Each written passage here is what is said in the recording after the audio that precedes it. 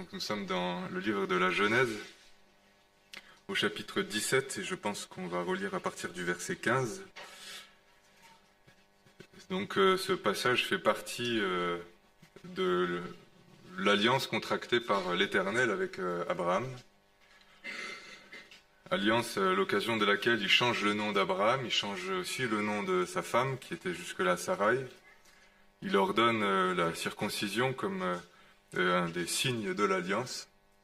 Et il renouvelle donc son engagement à bénir Abraham et bénir à travers lui toutes les nations, à lui donner une immense descendance. Abraham qui jusque-là n'avait d'autre fils que celui qu'il avait conçu avec la servante de sa femme. Abraham qui avait 99 ans et sa femme tout aussi âgée et bientôt ménopausée. C'est dans ce contexte que l'Éternel a donc parlé à Abraham et on a surtout jusque-là médité le début du chapitre 17 et donc on va avancer un peu jusqu'à une partie du chapitre 18.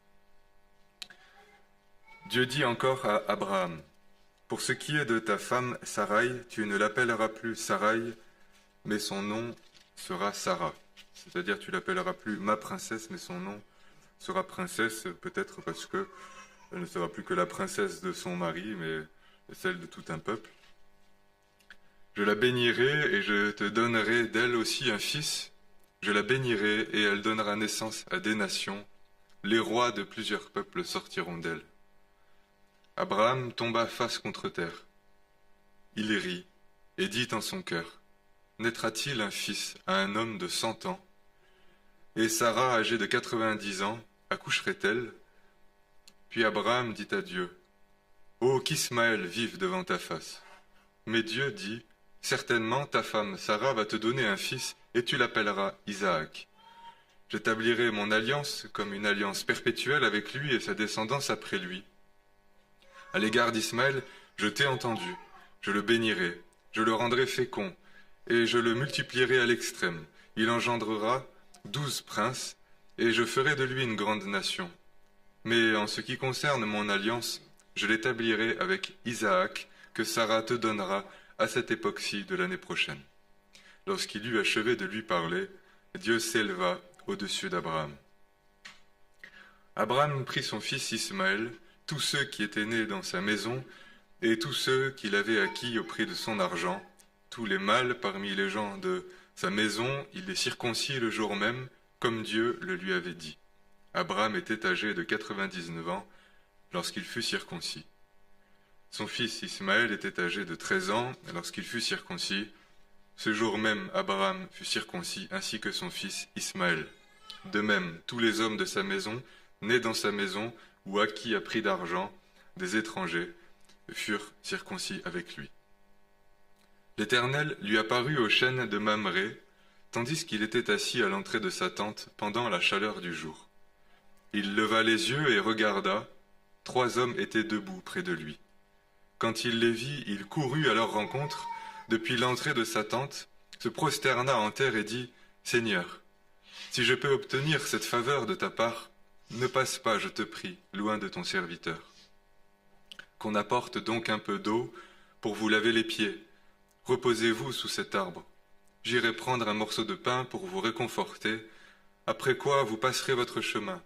Ainsi vous ne serez pas passé en vain chez votre serviteur. » Ils répondirent, « Oui, fais comme tu l'as dit. » Abraham alla vite dans sa tente vers Sarah et dit, « Vite, 3 mesures de fleurs de farine pétrie et fais des gâteaux. » Abraham courut vers le bétail, prit un veau tendre et bon, et le donna à un jeune serviteur, qui l'apprêta vite. Il prit encore de la crème et du lait avec le veau qu'on avait apprêté, et il les mit devant eux. Il se tint lui-même à leur côté sous l'arbre, et ils mangèrent. Alors ils lui dirent, « Où est ta femme, Sarah ?» Il répondit, « Elle est là dans la tente. » L'un d'entre eux dit, « Assurément, je reviendrai vers toi l'année prochaine. Voici que Sarah, ta femme, aura un fils. » Sarah écoutait à l'entrée de la tente qui était derrière lui. Abraham et Sarah étaient vieux, d'un âge avancé, et Sarah n'était plus en état d'avoir des enfants. Elle rit en elle-même en disant, « Maintenant que je suis usée, aurai-je encore des désirs? Mon Seigneur aussi est vieux. » L'Éternel dit à Abraham, Pourquoi donc Sarah a-t-elle ri en disant « Est-ce que vraiment je pourrais avoir un enfant, moi qui suis vieille ?» Y a-t-il rien qui soit étonnant de la part de l'Éternel? L'année prochaine, au temps fixé, je reviendrai vers toi, et Sarah aura un fils. Sarah mentit. Je n'ai pas ri, dit-elle, car elle éprouvait de la crainte. Mais il dit, si, tu as ri. On peut lire 2 versets dans Genèse 21, au moment donc de l'accomplissement de la naissance d'Isaac.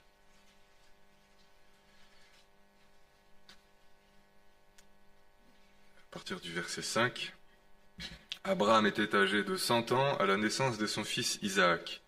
C'est alors que Sarah dit, « Dieu a fait de moi la risée des gens. Quiconque l'apprendra rira à mon sujet. » Elle ajouta, « Qui aurait dit à Abraham que Sarah allaiterait des enfants? Cependant, je lui ai donné un fils dans sa vieillesse. » On peut lire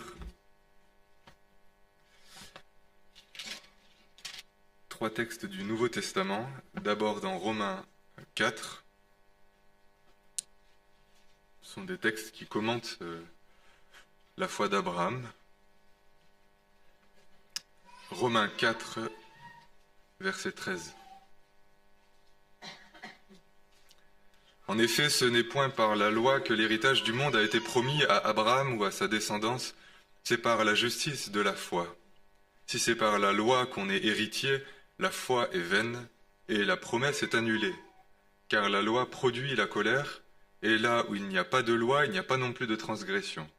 Donc c'est par la foi, pour qu'il s'agisse d'une grâce, afin que la promesse soit assurée à toute la descendance, non seulement à celle qui a la loi, mais aussi à celle qui a la foi d'Abraham, notre Père, à tous. Selon qu'il est écrit, « Je t'ai établi Père d'un grand nombre de nations. » Il est notre Père à tous devant Dieu, en qui il a cru, qui donne la vie aux morts, et qui appelle à l'existence ce qui n'existe pas. Espérant contre toute espérance, il crut et devint ainsi Père d'un grand nombre de nations, selon ce qui avait été dit, telle sera ta descendance. Et sans faiblir dans la foi, il considéra son corps presque mourant, puisqu'il avait près de 100 ans, et le sein maternel de Sarah déjà atteint par la mort. Mais face à la promesse de Dieu, il ne douta point, par incrédulité, mais fortifié par la foi, il donna gloire à Dieu, pleinement convaincu de ceci. Ce que Dieu a promis, il a aussi la puissance de l'accomplir. C'est pourquoi cela lui fut compté comme justice. Mais ce n'est pas à cause de lui seul qu'il est écrit, cela lui fut compté. C'est aussi à cause de nous, à qui cela sera compté. Nous qui croyons en celui qui a ressuscité d'entre les morts, Jésus notre Seigneur, livré pour nos offenses et ressuscité pour notre justification. Et dans Hébreux chapitre 11, verset 17.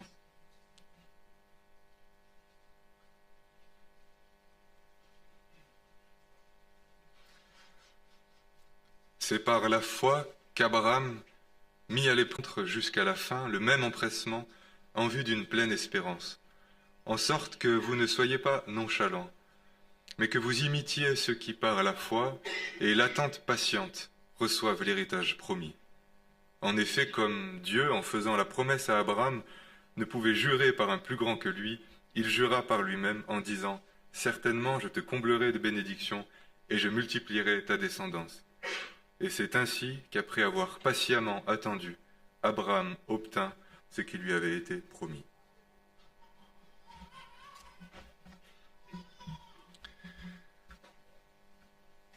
Ce texte est certainement un des textes centraux concernant la valeur de la foi, la manière dont elle se manifeste. Et il est repris par le Nouveau Testament pour faire donc une forme d'éloge de la foi d'Abraham, qui est le père de tous ceux qui croient, donc de la foi qui l'animait et qui nous anime aussi. Pourtant, cette foi se manifeste pas avec une évidence, a priori, puisque quand Dieu renouvelle à Abraham la promesse, il est dit qu'Abraham a ri en son cœur, Et de même pour sa femme, ils ont ri, ils n'ont pu contenir ce rire, bien que quand même ils en avaient honte, puisqu'ils ont l'un et l'autre quand même voulu le cacher, et Sarah a même menti pour dire non, je n'ai pas ri.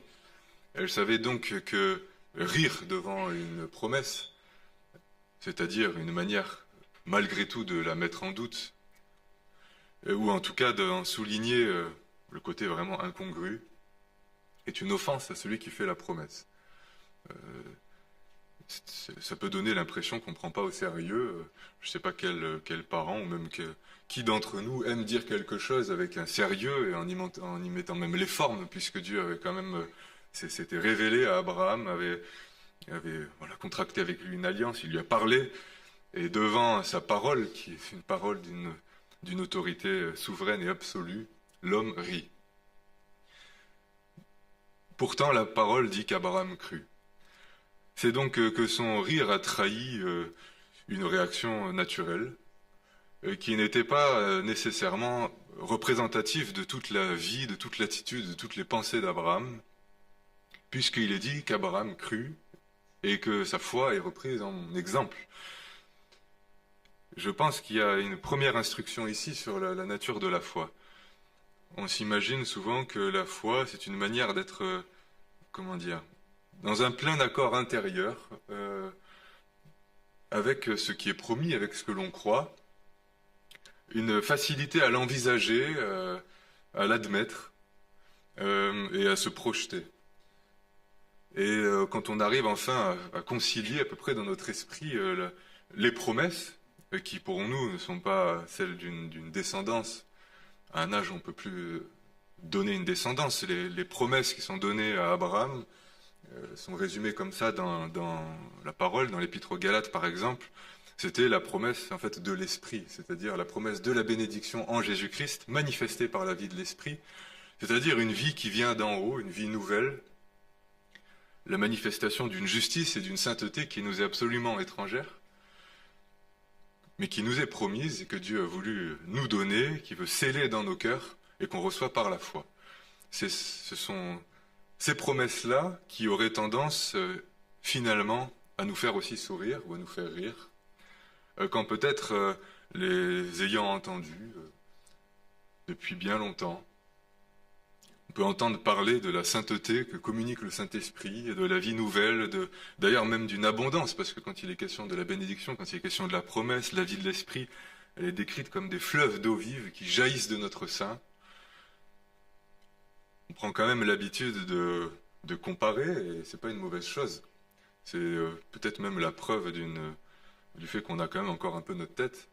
On compare quand même ce qu'on croit à ce que l'on voit, et c'est ce qui fait de notre foi qu'elle n'est pas seulement une sorte d'utopie complètement déconnectée de la réalité. Il y a des promesses, on est appelé à les expérimenter, on s'interroge quand même parfois, et on vérifie un peu dans notre vie autour de nous si effectivement ces promesses se réalisent. Et devant quand même l'échec, la déception, le peu quand même, trop peu d'expérience, de confirmation de la parole, de la promesse, eh bien nous doutons, malgré tout. Ou en tout cas, nous cessons de croire avec, disons, une vraie intensité. Abraham, il n'y avait pas tellement d'entre-deux, soit il croyait dans sa postérité et il était effectivement béni, alors que pour l'instant il n'avait rien, soit il n'y croyait plus, et c'était un homme donc qui fermait son cœur à la promesse. Normalement, la promesse nous accule un peu intérieurement. C'est est-ce que tu crois ou est-ce que tu ne crois pas? Je pense que la réaction du croyant, ça peut être de croire, mais de rire quand même. Parce que il faut quand même ici mettre les choses dans leur contexte. Tout était conduit de manière à rendre absolument impossible la réalisation de la promesse. Abraham était vieux, à un âge où je pense qu'on ne produit plus beaucoup quand même de spermatozoïdes, et sa femme qui avait été stérile toute sa vie, au moment même où elle était la plus, on pourrait dire la plus, voilà, avec une vigueur de femme, des entrailles de mère, etc., elle n'avait jamais conçu, et là elle était ménopausée, c'est quand même décrit comme ça, littéralement. Sarah était d'un âge, n'était plus en état d'avoir des enfants, c'est-à-dire la voix comme celle des femmes avait cessé pour Sarah, donc c'est-à-dire les règles, elle n'avait plus ses règles, donc je dirais tout le fonctionnement de son métabolisme biologique, de son corps, était absolument fermé. Et il est dit dans Romains que son corps, son sein, était déjà gagné par la mort. Donc il y avait la mort, d'une certaine manière, déjà dans la vieillesse d'Abraham, parce que la vieillesse est la manifestation progressive de la victoire de la mort sur nos corps bien vivants. Donc la mort se manifestait, et il fallait croire, alors qu'il ne l'avait jamais expérimenté jusque-là, qu'allait se manifester la vie. Et d'où allait-elle venir? Abraham en rit, mais il croyait quand même. Et il me semble que son acte de foi a été honoré et souligné par la parole, a été exaucé, mais c'est pas traduit du tout par une sorte d'évidence. On imagine que la foi, c'est comme ça, une évidence à croire, tout ce que la parole promet. Et d'ailleurs, dans cet état d'esprit, généralement, on est prompt à croire tout ce qu'on nous dit. C'est-à-dire, c'est plus tellement la foi, mais c'est plus une forme de naïveté, de crédulité. On va croire dans les promesses avec la même facilité, on pourrait dire, que dans le Père Noël. C'est-à-dire, c'est tout ce qui est bien et qu'on nous propose, on veut bien le croire parce que ça nous remonte le moral. Mais est-ce qu'on y attache vraiment notre foi? Est-ce qu'on reconnaît là une promesse avec toute l'autorité quand même divine? Parce que quand Dieu promet quelque chose, il n'est pas un homme pour mentir. Et il fait serment. Donc, croire dans ces choses et y croire de tout son cœur, en fait, relève d'un acte de foi contre toute évidence. Et c'est ce qui peut nous donner ce sentiment qui, parfois, quand même, m'a retenu vraiment. C'est-à-dire, je suis prêt à faire l'acte de foi, mais quand même pas au point de me sentir ridicule. Parce qu'en fait, le vrai acte de foi a quelque chose aux yeux des hommes de fou, d'insensé, à tel point que quand Sarah a été exaucée, elle a eu son fils, elle savait qu'en fait, on allait se moquer d'elle.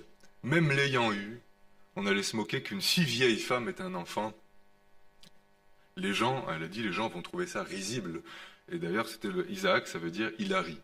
Donc, c'est-à-dire, tout dans ce récit, quand même, tourne autour du rire, c'est-à-dire de l'amusement, de l'incongruité, du ridicule, de l'incrédulité et de la foi, tout mêlé autour de cette promesse, cette naissance.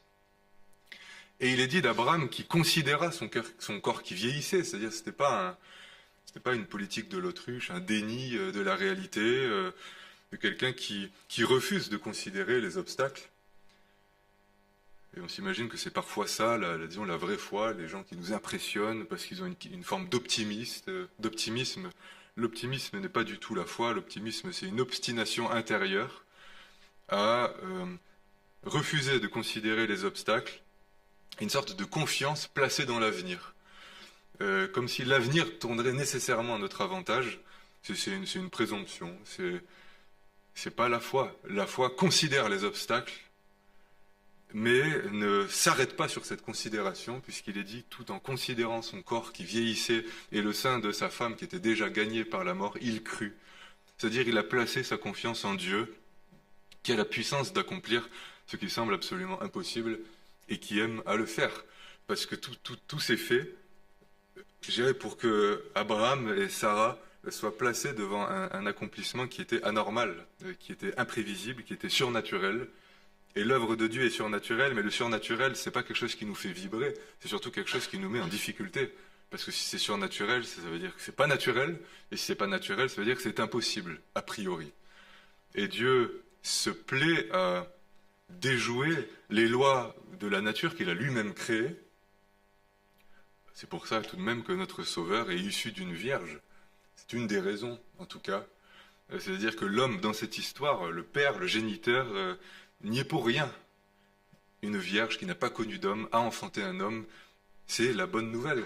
Et le salut se manifeste dans la révélation de la puissance de Dieu contre toute espérance, contre tout espoir, et surtout contre la mort. Parce que dans cette histoire, c'est la présence de la mort, en fait, du vieillissement, qui semble éloigner, compromettre, déjouer les promesses. Puisque si c'est la mort qui l'emporte, eh bien, où se situe la rédemption, où se situe l'espérance, où se situe l'intervention du Dieu dont il est dit qu'il possède en lui-même la vie, l'immortalité. Et en fait, toute l'œuvre de Dieu se fait au prix de cet acte de foi qui est je trouve particulier parce que je dirais quand on rit, c'est qu'a priori on prend la chose à la légère. Et il y a souvent devant l'acte de foi soit une forme de réaction, je sais pas, un peu amusée, faussement amusée. D'ailleurs, devant la mort peut se manifester aussi une forme de légèreté, de rire, qui révèle peut-être parfois un problème avec la mort, une crainte de la mort. C'est-à-dire soit on craint, soit on rit, soit on dort. Je dirais devant ce qui semble impossible, ce qui semble être plus, disons, plus fort, plus grand que nous. Et disons, on ne réalise pas toujours que, en fait, l'enjeu est un acte de foi dans la puissance de Dieu, qui a le pouvoir d'accomplir ce qu'il a promis. Et on entre dans l'œuvre de Dieu, on reçoit le salut au travers de cet acte de foi-là, qui repose sur ce que la parole résume de la foi d'Abraham. Il a cru en celui qui peut ressusciter les morts. Il a cru en celui qui a le pouvoir de ressusciter, donc ressusciter Isaac, et même le pouvoir de vaincre la mort qui se manifestait dans leur corps. La foi chrétienne est un acte de foi placé dans celui qui peut ressusciter les morts. Et pour nous, c'est non seulement une espérance dans une puissance qui n'a pas encore été manifestée, il a manifesté sa puissance de résurrection en ressuscitant son propre Fils d'entre les morts. Celui qui croit en lui sera sauvé, et des fleuves d'eau vive couleront dans son sein. Et sauf que le problème, eh bien, c'est que nous avons une telle connaissance des choses, une telle connaissance pour Abraham et Sarah des réalités physiques. Pour eux, disons, ils n'avaient pas, voilà, la médecine n'était pas aussi avancée, il n'y avait pas toutes sortes de scanners et de prises de sang, mais il a fallu l'évidence, c'est-à-dire une vie sans enfant, et le fait que, eh bien, ces règles s'arrêtent. Donc, il n'y avait pas besoin d'être un spécialiste pour comprendre qu'il n'y avait absolument plus aucun espoir. Et malheureusement, toute notre connaissance scientifique, psychologique, sur le fonctionnement aussi du psychisme de l'homme et de la médecine, ne fait que renforcer notre connaissance de ce qui est impossible. Et nous nous satisfaisons des lois de la nature, des lois du psychisme qui expliquent les tenants aboutissants, qui peut-être nous désespèrent encore plus, ou nous justifient aussi dans notre incrédulité. Si nous ne changeons pas, nous savons qu'il existe des profils psychologiques, de personnalités, des maladies psychologiques. Ces choses existent, c'est vrai, la lumière des hommes le révèle, mais elles ne sauvent pas, elles ne changent pas, elles ne communiquent pas le salut. Et si Dieu veut qu'un saint gagné par la mort suscite la vie, eh bien il peut vouloir qu'un psychisme et qu'un cœur pourri par la puissance du péché se change en un cœur animé par la vie du Seigneur, gagné par sa sainteté. S'il le veut, il le peut. Et tout son salut, en fait, se manifeste comme ça, mais nous avons une très grande connaissance de ce que nous sommes, de toutes les objections à lever, et plus, disons, plus nous avons les moyens, plus nous avons des richesses, et plus nous savons opposer à Dieu, aux promesses, des réalités il faudrait être insensé pour les nier.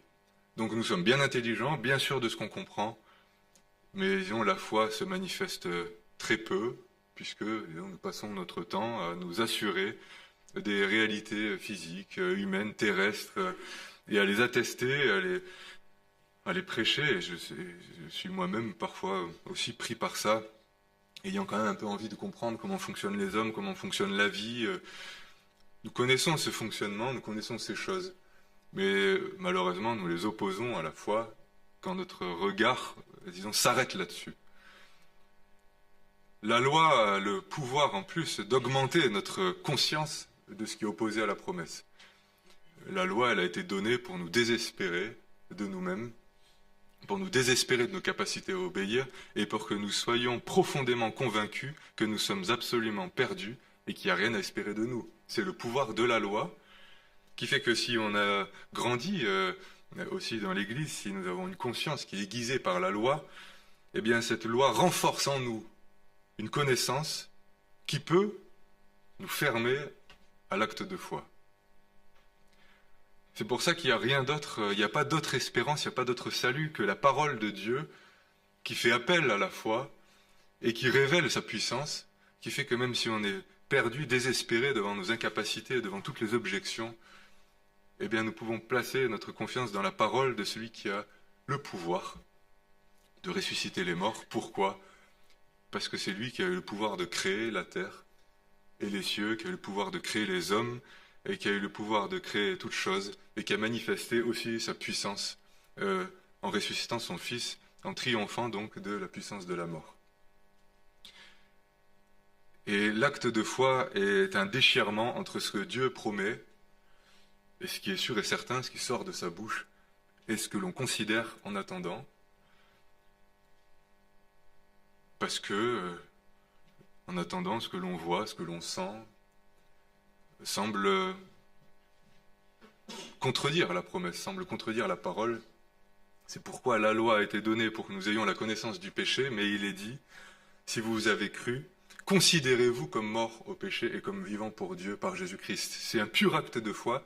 Je sens dans mes membres une loi qui est la loi du péché, et qui fait que si je suis livré à moi un instant, eh bien ça va être la catastrophe, je la sens. Mais l'acte de foi, si j'ai cru en Jésus-Christ, c'est de me considérer comme mort au péché, c'est-à-dire que cette loi que je sens est vaincue en Jésus-Christ, et c'est par un acte de foi, envers et contre tout ce que je sens, que l'œuvre du Saint-Esprit va agir en moi et produire ce que Dieu veut. Au final, la chose est assez simple, c'est donner autorité, encore que j'aime pas trop cette expression, parce que on ne donne pas autorité. C'est pas nous qui donnons autorité au président de la République, c'est pas nous qui donnons autorité à nos parents, on ne donne pas autorité au Seigneur. Sa parole a une autorité, et nous la reconnaissons et nous y soumettons, malgré ce qu'on peut ressentir, sachant que Dieu a la puissance de vaincre tout obstacle. C'est dans cet acte de foi, je pense, je crois, que nous serons appelés à expérimenter aussi, bien sûr, l'effet de la promesse, la vie du Saint-Esprit. Mais la vie du Saint-Esprit, qui est l'accomplissement vraiment de la promesse, est un témoignage qui est assez discret, au fond, qui peut s'accompagner même d'une forme d'opprobre extérieure. Sarah savait que son fils, tant attendu, par qui toutes les nations seraient bénies, allait faire l'objet de sa risée. Bien, disons, c'est un peu comme le Seigneur Jésus-Christ, qui est la manifestation de toute la puissance de Dieu, mais qui suscite de la part des hommes moquerie, scandale, mépris, qui semble être une folie. Mais puissance de Dieu pour ceux qui croient. Il y a un langage, une action du Saint-Esprit qui vise à nous fortifier dans la foi, et dans cette foi-là, qui est une foi au prix du doute, au prix de l'incrédulité, du combat contre l'incrédulité. Mais il ne faut pas se faire d'idées, il ne faut pas attendre. Je pense qu'il y a un vrai piège dans le souci d'attendre d'être comme en phase un peu avec soi-même. On voudrait que notre foi soit quand même en phase avec vraiment ce qu'on ressent, parce que sinon, ça voudrait dire qu'on est des hypocrites. Donc il faudrait être sincère, comme on dit. Je vais être sincère avec moi-même. Donc si j'ai un peu de mal à croire, eh bien je vais être sincère et je ne vais pas croire. Je vais mettre en doute. C'est pas là l'acte de foi. L'acte de foi, c'est Abraham qui rit et qui crut. Ça veut dire, c'est manifester une réaction naturelle qui montre son fond, qui montre une réalité toute humaine et presque qui est un gage de bonne santé psychique. Mais en attendant, il a soumis son âme, il a soumis ses pensées au Seigneur, il a cru. Et sa foi s'est manifestée comment ? Elle s'est manifestée par un service et une hospitalité. Un certain commentaire souligne que très probablement la visite qu'il a eue là de ces trois visiteurs un peu mystérieux a eu lieu certainement le jour même ou le lendemain de la circoncision. Donc, il faut imaginer un homme de 99 ans qui est circoncis donc à 99 ans avec toute la faiblesse que ça peut représenter, la chaleur du jour qui n'est pas si difficile à imaginer quand on passe une petite après-midi sur la terrasse ici en plein été. Il était assis à l'entrée de sa tente pendant la chaleur du jour. Et trois hommes sont venus et il a manifesté une spontanéité, un empressement à les servir, qui est très édifiant. C'est un vrai modèle d'hospitalité. C'est vrai que nous ne vivons pas dans des cultures très hospitalières, bien au contraire, on est quand même très individualiste. Et pour nous, une bonne journée, c'est une journée dans laquelle personne ne vient nous embêter et notre programme se déroule comme on l'a entendu, surtout si c'est notre jour de congé. Voilà notre définition de l'hospitalité. On veut bien recevoir, mais quand tout est les entendus, quand on est sûr qu'on en a voilà, absolument les moyens, etc. Je sais de quoi je parle. Je suis un homme voilà, de mon siècle, de mon temps et de mon pays, malheureusement. Nous n'avons plus trop de modèles en fait d'hospitalité, et celui-ci nous est donné et qui décrit un empressement en fait. Il y a le mot vite, vite, il revient 3 fois. Il courut, un homme de 99 ans qui venait d'être circoncis avec une chaleur d'après-midi terrible. C'est, je pense, le témoignage d'un amour du Seigneur et d'une ouverture quand même et d'une confiance quand même dans la promesse. C'est l'attitude d'un homme qui, malgré son désespoir, espère. Parce que, disons, le vrai dépit et l'incrédulité ne produit pas ça. Je pense parfois ce que le Seigneur nous promet, ce qu'il veut même nous donner, ce qui est légitime d'attendre, et que nous attendons des fois très douloureusement. Je pense que pour une femme et même un homme, ça fait quand même partie des douleurs les plus profondes et les plus blessantes que d'attendre un enfant qui n'était pas non seulement légitime, mais qui était promis. C'est-à-dire, c'était même pas une option, il l'attendait, mais il venait jamais. Eh bien, il y a une déception qui est mensuelle quand on attend un enfant qui vient pas, et qui peut quand même finir par rendre le cœur amer. Et l'un et l'autre étaient nécessairement blessés et dans une vraie difficulté, mais ils se sont tous les deux quand même unis voilà, pour servir et pour recevoir ces visiteurs, manifestant par là la vraie patience. Comme on a lu dans Hébreu, je vais peut-être le relire pour pas le déformer.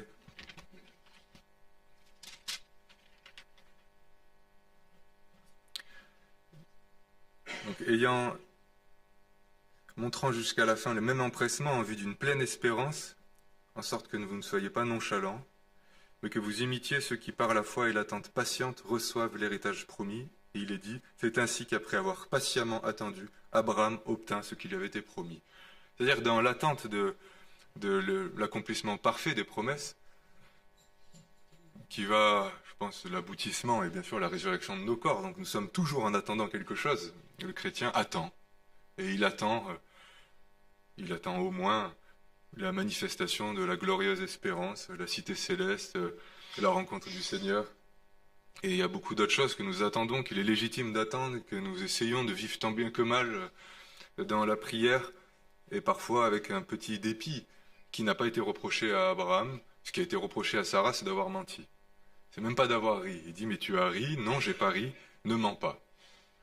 C'est-à-dire, il vaut mieux reconnaître qu'on a de la peine à croire que mentir, mais il n'y a pas tellement de reproches à ce niveau-là, parce que la vraie foi va se manifeste au-delà du sentiment, au-delà de la réaction, mais dans une attente quand même. Mais qui n'est pas l'attente capricieuse de celui qui fait rien tant qu'il n'a pas reçu ce qu'il veut, et ce qui est peut-être même qui lui est promis, qui est légitime, qui recevra. Mais nous sommes quand même parfois comme ça. On a des sujets de prière, il y a des vrais besoins, etc. Mais tant qu'on ne les a pas reçus, tant qu'on n'est pas exaucé, c'est quand même le caprice. On boude et on va le manifester par une nonchalance, par un refus quand même de se donner encore. Et Abraham a agi comme s'il avait déjà tout reçu. Et d'ailleurs, c'est assez touchant parce que c'est très particulier. C'est d'ailleurs, j'arrive pas forcément à l'interpréter complètement, mais il y a 3 hommes. Il reconnaît qu'il y a là une visite du Seigneur, sauf que parfois il s'adresse aux 3, parfois il s'adresse à un, parfois il y en a qu'un qui lui parle, parfois ça semble être les 3. Donc il avait l'air de savoir, de sentir que leur visite était pour lui une bénédiction, mais ce qui comptait surtout à ses yeux, c'est que ces gens-là ne soient pas venus en vain, c'est-à-dire qu'ils ne soient pas venus le visiter sans être restaurés, sans avoir mangé et sans s'être reposés. C'est-à-dire il attendait au fond de son cœur l'accomplissement de la promesse, mais dans son quotidien, dans son service, ce qui était prioritaire pour lui, c'était de donner ce qu'il devait à ses frères, voilà, en tout cas c'était même des étrangers, qui est prioritaire. Parce que le Seigneur nous a promis, il s'est engagé à le donner. Et ça crée parfois des douleurs, des tiraillements. Il est quand même dit, un espoir déçu rend le cœur malade. Donc quand il y a une forme de déception lorsque l'accomplissement tarde. Mais il est dit, mais un désir qui aboutit est un arbre de vie. C'est-à-dire qu'il y a je pense au-delà des espoirs terrestres, des attentes terrestres, une confiance qui est placée dans le Seigneur, qui ne déçoit pas, qui ne déçoit jamais. Il dit celui qui espère en lui ne sera pas déçu, n'aura pas hâte de fuir. Donc c'est une manière de replacer toute sa confiance dans le Seigneur au-delà de ce que peut-être nous déçoit dans l'expérience, et qui crée un état d'esprit, je pense, de disponibilité, de service, d'empressement, qui est la confirmation de la foi. Parce que ce qui confirme la foi, c'est pas tellement qu'on soit sûr et certain, nous, d'arriver à croire et qu'on soit capable de donner des leçons aux autres. Ce qui confirme la foi, c'est l'amour. C'est-à-dire un esprit, malgré tout, de service, qui est, je pense, une attitude qu'on perd souvent de vue. C'est pour ça qu'on a besoin d'y être exhorté. Et d'ailleurs, parfois, on se trompe aussi un petit peu. C'est-à-dire, on attend de ressentir à nouveau la foi et tout, d'être à nouveau convaincu pour se mettre à l'œuvre.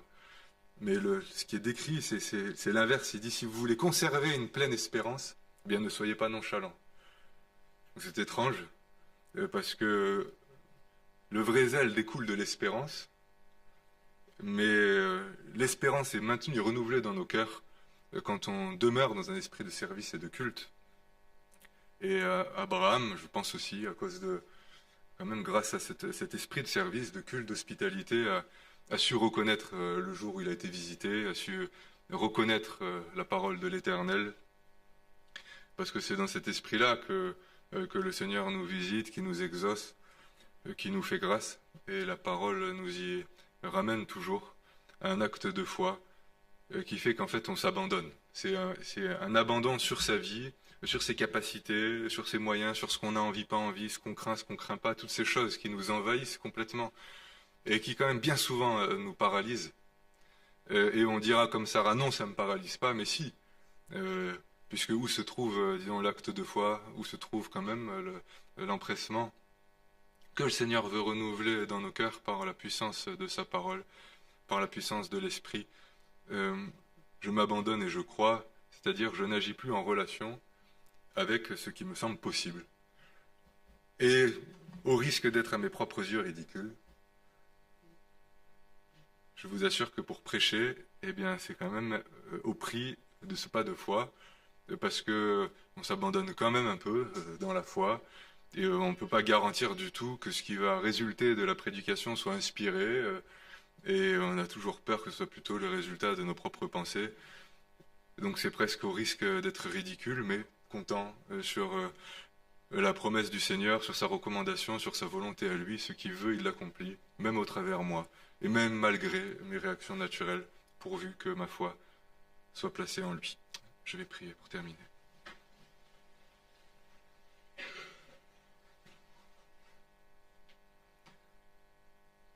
Seigneur, nous te bénissons parce que tu es le Dieu vivant et vrai, tout-puissant et fidèle. Et ce que tu annonces dans ta parole, ce qui pénètre nos oreilles, touche notre conscience, c'est une parole qui est sûre et certaine. Et tu en as manifesté toute la preuve, toute la portée, toute la puissance, en ressuscitant ton Fils d'entre les morts et en envoyant ton Esprit dans nos corps mortels et dans nos cœurs qui étaient gagnés aussi par la mort. Toi seul as la puissance de faire passer de la mort à la vie. Tu dis même que les morts entendront ta voix et vivront. Nous sommes bien souvent pris dans la mort, dans l'incrédulité, dans la puissance du péché, terrassés par la puissance que représente le péché, par notre propre incapacité.